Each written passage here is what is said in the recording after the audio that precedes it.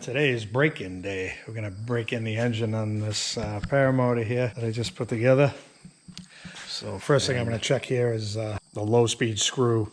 It's supposed to be 1 1/8 turns. High-speed screw is 1 1/4 turns. So we'll go ahead and do that right now. I just got back from Cleveland National Air Show and I had a flat tire here. I'll show you. Interesting tidbit. That's what I pulled out of my tire. That looks to me like a tooth. A tooth from some roadkill. That's interesting. I've never come across that before. I have to say that's a first for that. Anyways, let's get on with the Paramotor here. Okay, so there's your fuel screws. The one with the T handle on it's the high. This one's the low. See where I'm at on the Talon 190 here. So what I'm going to do with this high-speed one is I'm going to mark one side of that with a paint pen just so I can keep track of how many turns I've done. Get the paint pen to work properly. There we go. It'll go right down the side with it. So there's no confusion. Let's see if I can reach in here. Guess probably see better over here. So I'm screwing it in. Oh, it's not very easy to get to. There's one. Yeah, that's about a 1/4 turn there. We started off up here. Just got one turn out from that. Okay, now we're back. The other one has a slotted. I'm just gonna mark one side of this thing. Okay, this is supposed to be, what was it again? Forgot already. 1 1/8. We'll screw it in. There's one. It might have been right around 1, so. That's why it's good to check. Because this sets it up pretty rich from what I understand. So I haven't fired this up yet, so I don't know what it's going to do. Just wanted to make sure everything was set as they recommended in the manual. So we got 1 1/8 of a turn, maybe right there. So we'll see what that does. That's a starting point. Anytime, whether it's a Paramotor, motorcycle, chainsaw, they give you a starting point for fuel screws. And the engine's going to want whatever it wants, you know, that'll vary. You could have 10 of the same machines and it'll all be different. But as far as Paramotor goes, your best bet is go rich. But you don't want to go too rich because that'll kill your climb out power. It starts 4-stroking. What I mean by that is you'll hear it kind of sound like a 4-stroke, you know, that pop, pop, pop, pop, pop. You hold it full throttle. The revs don't go all the way up, and it makes kind of that similar sound. That's usually due to a rich condition. Now, lean, you know, they tell you in the manual to check the spark plug. That's a good way of doing it too. To be honest with you, I haven't done that for years. I got a pretty good ear for what they sound like, but for something that I'm flying, I will probably pull a spark plug and do what they say in the manual and check it out. So anyways, yeah, so I'll probably do both. Check the plug and see what it sounds like. You know, I've been working on 2-stroke engines for over 20 years. I think I'm getting close to 25 now on that, between all the dirt bikes I've owned and stuff I've fixed for other people, chainsaws, weed whackers. I got a 2-stroke motorcycle myself, a 74 RD 350. Some of you guys might have seen that in a past video. Anyways, yeah, I'm not trying to pump myself up into being the guru of 2-strokes, but I'm pretty confident that if I have it set by ear, it's not going to melt down. But like I said, I'll do that. I'll see what it sounds like, and we'll go from there. I got to break this thing in. It's got to cool down. Then I got to retorque the cylinder head, just make sure the bolts are all tight. So that's normal with any 2-stroke. It's a good idea to do that. Guess we'll get to it. Get this thing fired up. Get some gas in there for the first time, and we'll fire her up. Fuel cap isn't the easiest access to get to, so I got this funnel here that I've had for many years. It's nice because it has covers on both the top and bottom, keep all the crap out of it. I just cleaned it off camera and blew it out again as a preemptive strike. We don't want any crap getting in the tank. It's got a pretty big opening, so it looks like it's got some number 2 heating oil left in there. Yeah, it smells like it. just a film of it. It's not, that's not gonna hurt anything. It's not dripping with it. This might not fit in there. Nope, not gonna happen. Okay, scratch that idea. This one, a little bit smaller. It's gonna take a little longer for the fuel to get in there, but it is gonna fit. And I already blew that out. Yeah, that's perfect like that. So there's the gas. I marked it so I don't mix that up with anything else.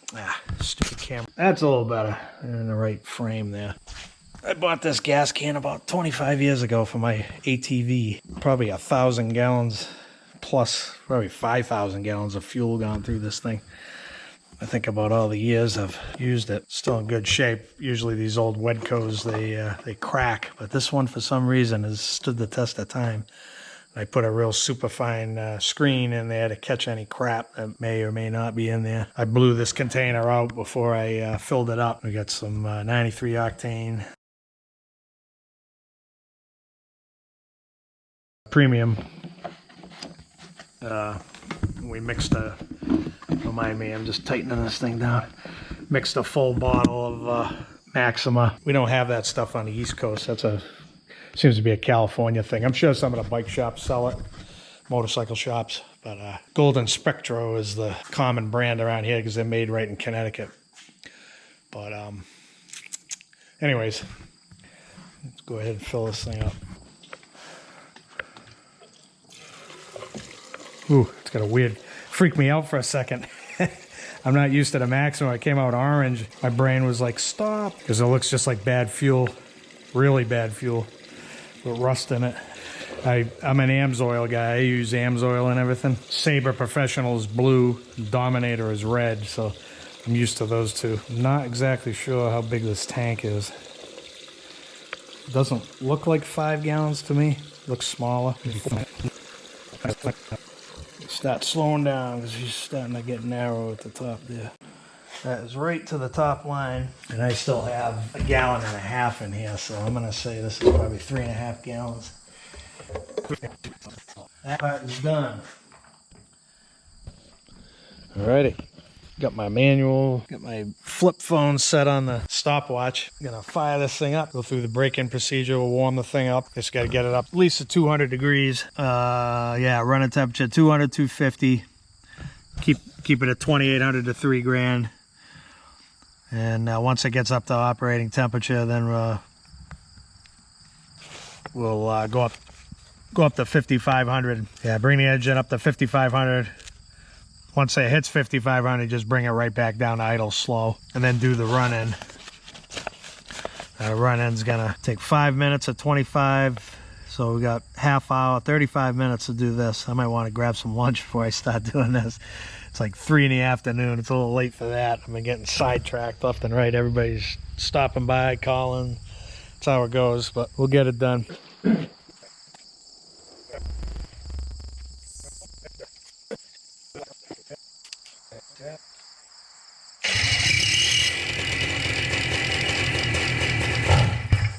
Sounds kind of lean. Might have an air pocket in there.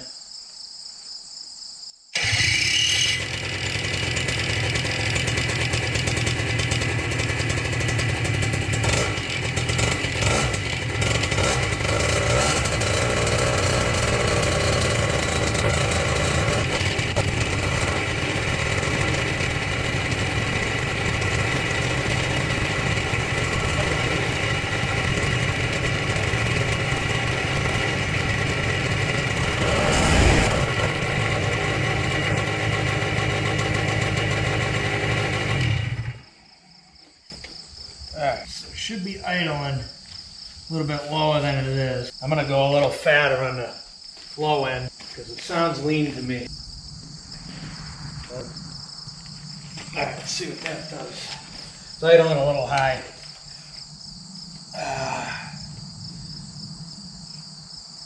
2,000 to 2,200.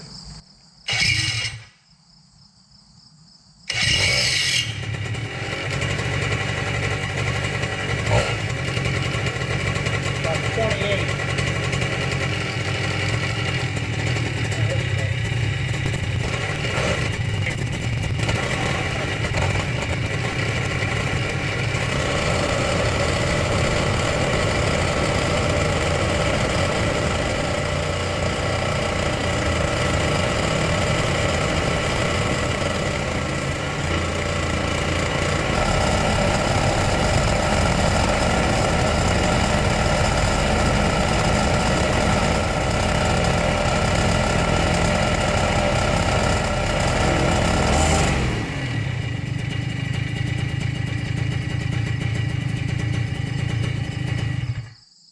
All right. A little bit of exhaust spooge coming out of there. That might have been my fault because I was making adjustments while the engine was cold. I'm gonna go ahead and put this back where it's supposed to be. So as I was saying before, the camera rudely cut me off for the 100th time. 1 1/8. I looked, I reset it. I moved it back probably 1/8 of a turn. I probably had it at 1 1/4 just to fatten it up a little bit. So yeah, I was looking at the fuel tank and I was talking to myself because the camera wasn't even on.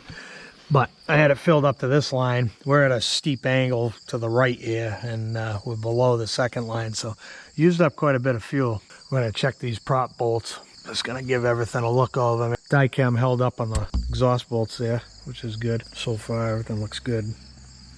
This thing vibrates pretty good, so kind of like a Harley Davidson, an older one, you know. You just want to keep an eye on stuff. That's what you had to do back in those days. We had red Loctite, nylock nut if we were privileged. Just giving everything a quick look over.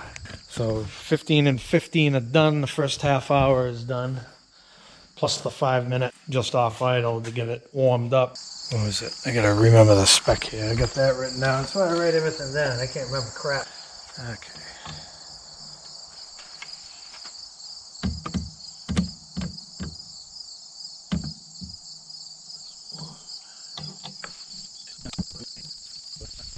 Is just there. So we had 2 bolts that were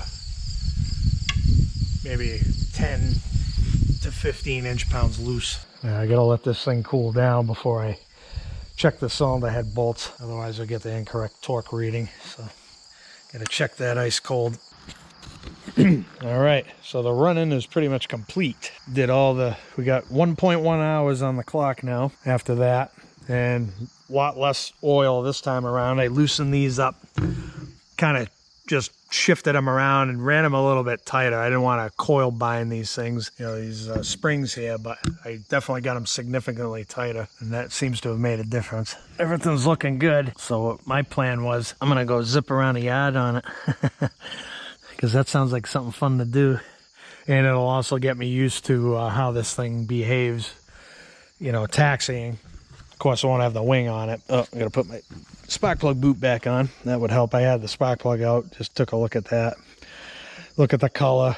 Looked inside. Looked at the piston. It's got a nice coffee color to it. So everything's looking good in there. Make sure I get that on there. And yeah, we'll back this thing up. You guys want to go for a ride? You can come with me. You guys can hang out right here and see how this goes.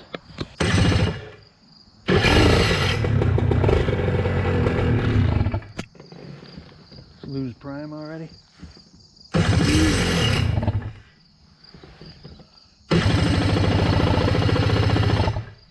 Huh. Just must have lost the prime.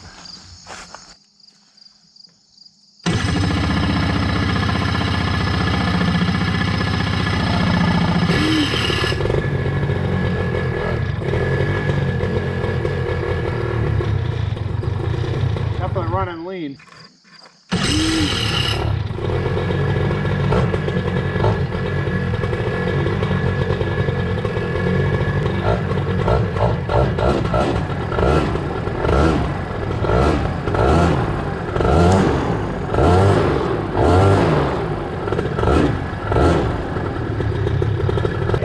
Take your time. Yeah, I can't steer with my feet, I'm too short. Like I have to go way over.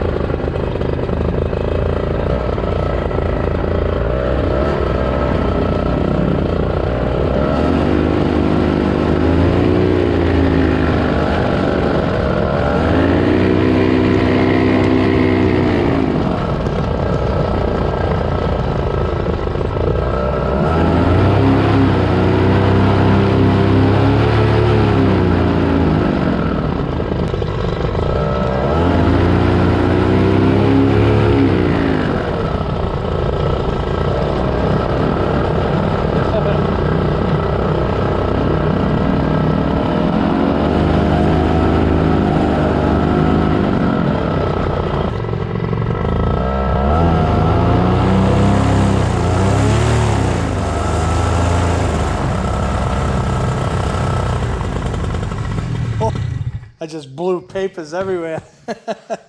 Man, it's rough over there. When I got moving,